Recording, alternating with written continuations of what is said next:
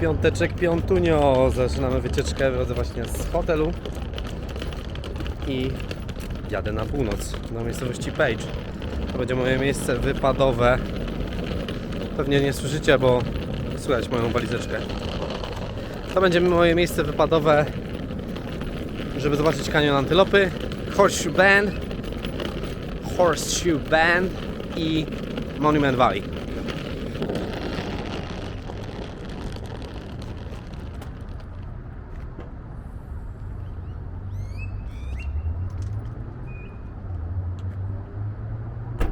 Ruszam z Phoenix, czyli przede mną około godziny drogi przez metropolię. Skręć w prawo.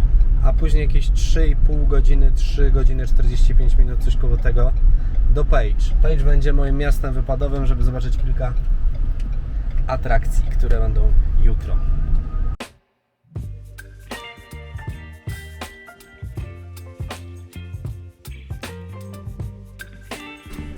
Mam za sobą około 2 godziny 45 minut jazdy, przede mną jeszcze 2 godziny. Zatrzymałem się na postoju, żeby trochę rozprostować kości i wybrałem się do kolejnej amerykańskiej sieciówki. Tym razem jest to Wendy's. No i wybrałem Bourbon Bacon Burger w zestawie z frytkami i napojem. Tak wygląda lokal.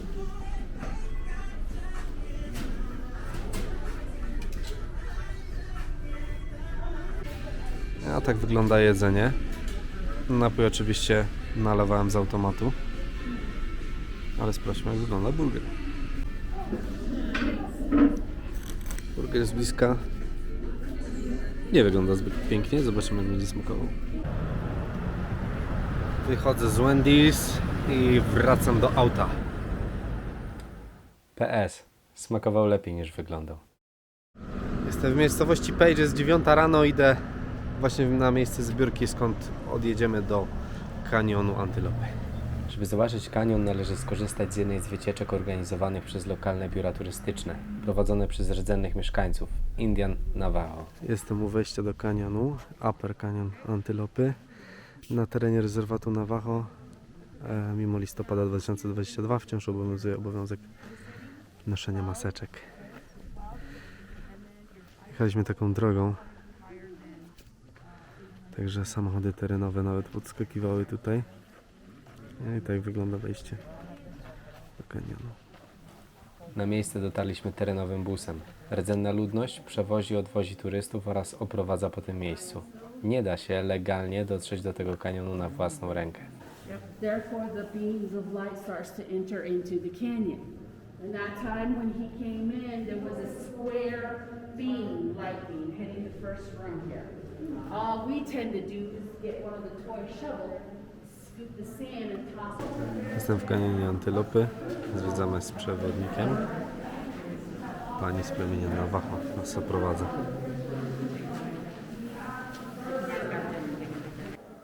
Jak można zobaczyć na filmie, kanion wypełnia półmrok. W niektórych miejscach słońce bardziej przebija się przez szczeliny, tworząc niesamowity spektakl.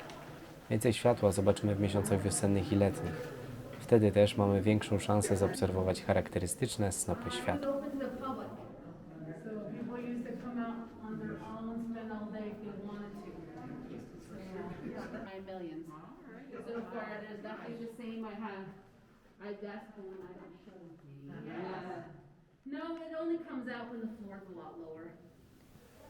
Kanion powstawał wskutek wymywania piaskowca przez powodzie błyskawiczne.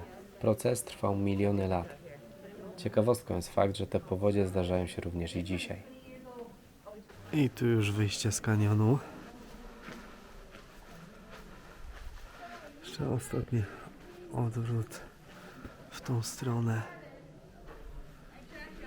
Tak, idzie się taką drogą.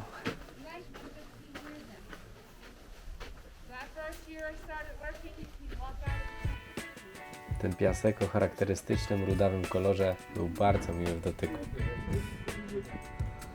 Jak można wywnioskować z tego vloga, samo przejście przez kanion nie trwa długo. Jest to około 20-30 minut spaceru. Do tego po około 20 minut jazdy samochodem w każdą stronę. Powiedzmy jeszcze o cenie. W związku z tym, że Indianie mają monopol na turystykę w tym miejscu, są one dosyć spore. Ja za wycieczkę zapłaciłem prawie $100, a zdarzają się jeszcze wyższe stawki. Mimo to kanion oczywiście cieszy się ogromną popularnością, a bilety trzeba kupować z wyprzedzeniem. Ciekawostka, że kanion mogliśmy zobaczyć na tapecie Windowsa. W tym miejscu powstała też fotografia, która prawie przez 8 lat do maja 2022 roku uchodziła za najdroższe zdjęcie na świecie, sprzedane ponoć za $6,5 miliona.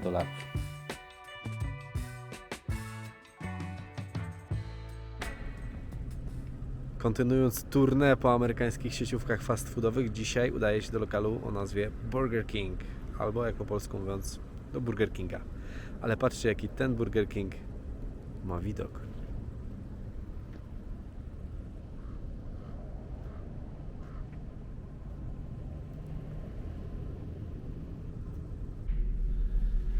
I pamiętajcie, make mama proud and wash your hands. W wielu miejscach w tych amerykańskich sieciówkach jest taka maszyna Coca-Cola Freestyle i tutaj można sobie wybrać różne napoje. Ale ja nie będę dzisiaj oryginalny. Chyba że chodzi o original taste.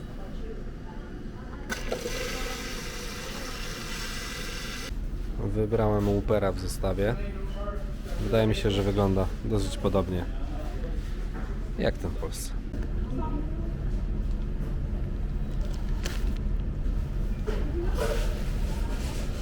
Super smak barbecue. Wyjechałem właśnie z miejscowości Page i kieruję się... No kierunek to jest w zasadzie chyba północny wschód, ale dokładnie jak droga leci to nie wiem, bo używam nawigacji. W każdym razie jadę w kierunku Monument Valley. No i mam ochotę tam troszeczkę zobaczyć kolejnych skał, ale już tutaj widoki są naprawdę wyjątkowe.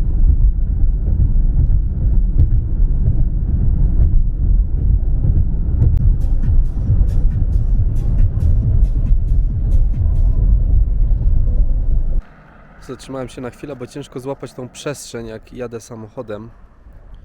A tu jest naprawdę po prostu wielka, potężna, otwarta przestrzeń.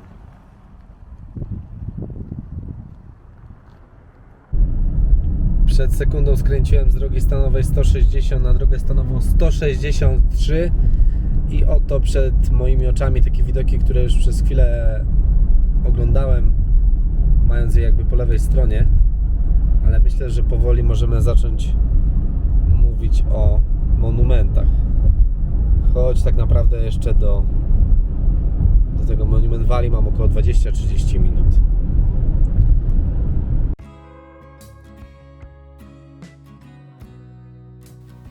Monument Valley to po polsku Dolina Pomników, choć tłumacząc nazwę tego miejsca z języka Navajo, będzie to Dolina Skał.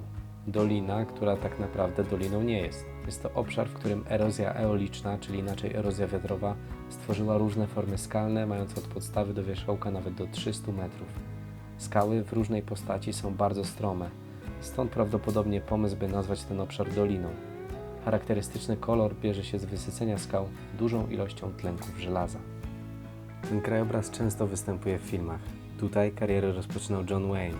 Monument Valley to scenografia wielu westernów, ale nie tylko. Powstała tutaj też na przykład Odyseja kosmiczna Stanleya Kubricka, czy kilka scen Foresta Gumpa Roberta Zemeckisa.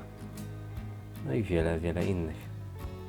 Właśnie dojechałem do miejsca, gdzie była kręcona scena w Forestie Gumpie. Nie wiem, czy pamiętacie taką scenę, że kończył bieg przez całe Stany właśnie w tym miejscu. Chodzi oczywiście o scenę, w której tytułowy Forrest Gump, grany przez Toma Hanksa, po biegu trwającym dłużej niż 3 lata, a zainicjowanym przez doznany zawód miłosny, nagle kończy go. Właśnie tutaj. Chętnych na zrobienie sobie fotki w tym miejscu nie brakuje.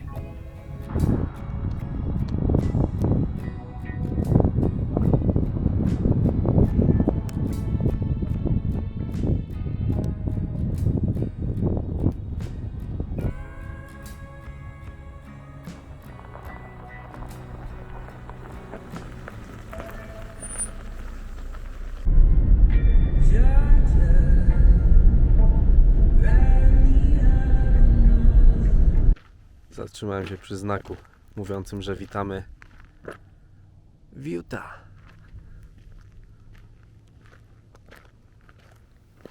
Co ciekawe, administracyjnie Monument Valley tak naprawdę położona jest na granicy stanów Utah i Arizona.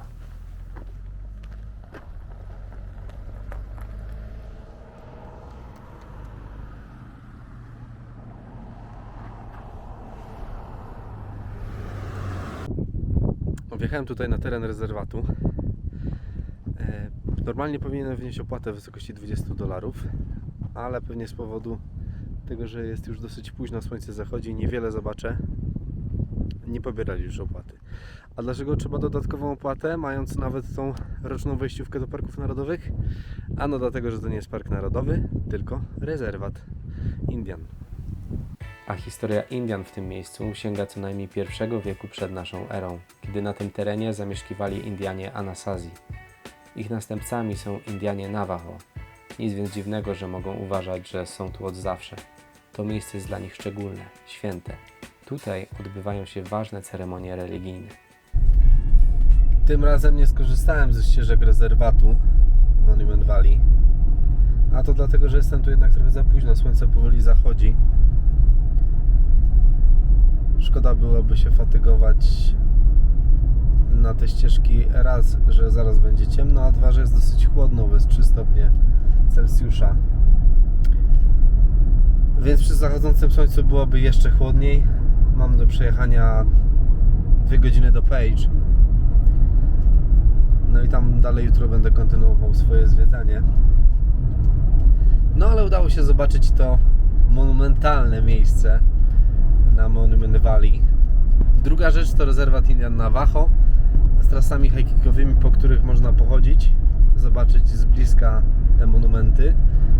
Na niektóre pewnie da się wejść, na niektóre częściowo, ale może następnym razem trzeba też się nauczyć odpuszczać. I tak mi się dużo dzisiaj udało zobaczyć, nawet z samochodu. A tu już właśnie widać, że z tej perspektywy słońce tu już zaszło za góry.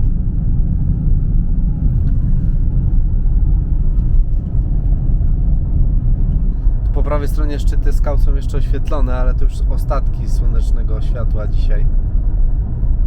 Dlatego cóż, wracam do Page i dalej będę kontynuował swoją amerykańską przygodę.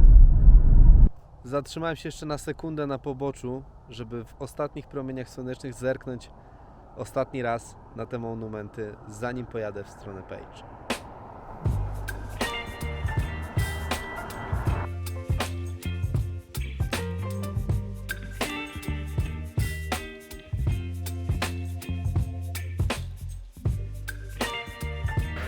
Jadąc z Arizony do Monument Valley, po prawej stronie będziecie mijać market indyjski. Polega to na tym po prostu, że są tutaj wystawione stragany, nazwijmy to. I w tym miejscu przyjeżdżają Indianie w ciągu dnia, teraz już ich nie ma, i sprzedają swoje produkty. Często są to produkty tak zwane handmade.